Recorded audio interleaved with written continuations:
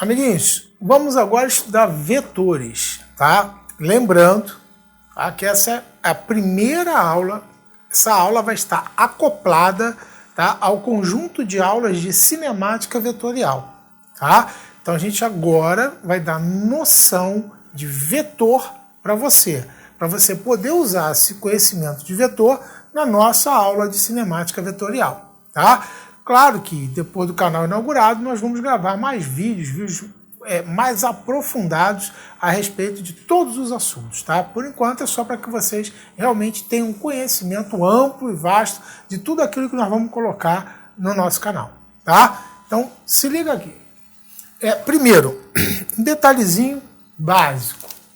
Vetor é um segmento de reta, tá? Aqui é um pedaço da reta. Se é um pedaço da reta, a gente já mata aqui o quesito direção. Então todo vetor vai estar deitado sobre uma reta suporte. Então o vetor ele vai estar deitado aqui, ó, em cima dessa reta. Então a direção do vetor é essa reta aqui, ó, tá? Então direção do vetor é a reta que o contém, tá? Esse segmento ele vai estar apontando para algum sentido. De A para B, de B para A. Não escrevi aqui para a gente não colocar muitas letrinhas, né? E vai confundir com a abordagem de vetor lá na matemática. Então, o sentido aqui, ó, de baixo para cima, de cima para baixo, tá? Então, esse tamanho aqui, esse comprimento, nós chamamos de módulo do vetor, que é simbolizado com as duas barrinhas na vertical e a letra e a setinha, ou somente a letra. Então, o vetor, que é a letra com a seta em cima, tá? Tem gente que acha que essa seta aqui em cima é para onde aponta o vetor. Não, não, não. Tem nada a ver, tá? O vetor pode estar para cá, vai ser letra A com a seta em cima, tá? Então, o vetor ele pode estar para lá, vai ser a mesma letra A com a seta em cima. Essa seta aqui ela não muda. Ela só está querendo dizer que esse A aqui é um vetor. Então você não vai ver nunca essa setinha aqui apontada para lá, para cima, para baixo. Não, é sempre nesse sentido. Então o vetor ele tem o sentido, que é para onde aponta, ele tem o módulo, que seria o tamanho dele, e a direção, que seria a reta. Então, vetor, ele tem módulo, direção e sentido, tá? Cuidado, né? A gente vai ver um monte de material, apostila, né, videoaula, e professores também que habitualmente, tá? Não porque não saibam, mas por vício, né? Ele acaba confundindo isso com isso. E aí o colega vai e escreve que o peso de um corpo, o peso do corpo é de 10 newtons. Quando ele colocou essa setinha aqui, ele está dizendo para a gente que isso aqui é um vetor. Então, vetor peso. O vetor peso, ele tem direção, ele tem sentido e ele tem módulo.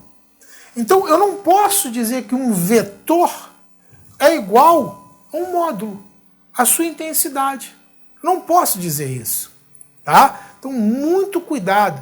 Você vai encontrar, por exemplo, livros, até já vi livros, que a força é uma força de 15 newtons, tá? Então, cuidado. Isso aqui não pode, tá? Então, qual seria a forma correta de eu escrever isso aqui? Ou eu escrevo assim, ou eu escrevo assim.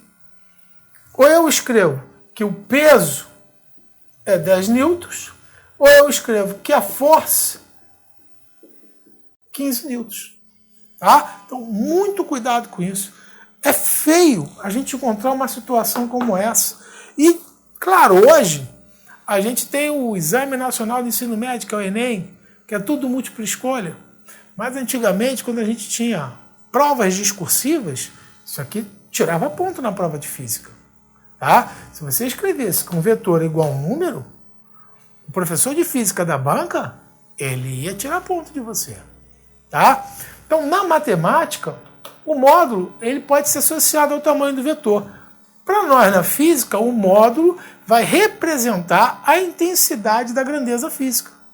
Então, se esse vetor for a velocidade, vou botar um V aqui com a seta em cima, o módulo de V vai representar o valor dessa velocidade. Tá ok?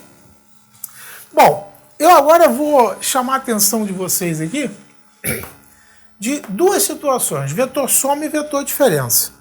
O vetor soma, como o próprio nome diz, né, seria a soma de dois vetores. Então é diferente. Repare o seguinte, se esse vetor aqui tem um tamanho 3, se esse vetor tem um tamanho 4, então o vetor soma não seria 3 mais 4. Não seria. Tá? Ele até pode ser, pode vir a ser. Quando? Eu estou dizendo para você calcular o vetor soma, você tem que usar a regra do paralelogramo. Tem o vetor A, vetor B, origem com origem, faço o paralelogramo. Paralelo ao vetor B, paralelo ao vetor A. Fechei o paralelogramo. Esse é o meu vetor soma. Cujo tamanho S, olha lá, cujo tamanho S é dado por essa fórmula aqui, ó. S ao quadrado é A ao quadrado mais B ao quadrado mais 2AB cosseno de θ. Onde que é esse θ? Esse θ é o ângulo entre A e B. Tá? Então, essa é a fórmula que vai me permitir calcular o tamanho do vetor soma. Então, repare, A e B, origem com origem, regra do paralelogramo. Tá? E aí eu pego dessa origem a outra extremidade e aqui eu tenho o meu vetor soma, onde esse vetor soma ele é o vetor A mais o vetor B. Tá? Agora, se esse ângulo aqui, θ, esse ângulo θ ele pode ser qualquer um, entre 0 e 180 graus. Então eu botei um ângulo θ genérico aqui. Mas se θ for 0 graus, cosseno de 0 é 1. O que significa θ 0 graus? Θ 0 graus seria isso aqui, ó. Eu tenho o vetor A e o vetor B. Olha aqui, ó. Qual o ângulo entre eles dois? 0 graus.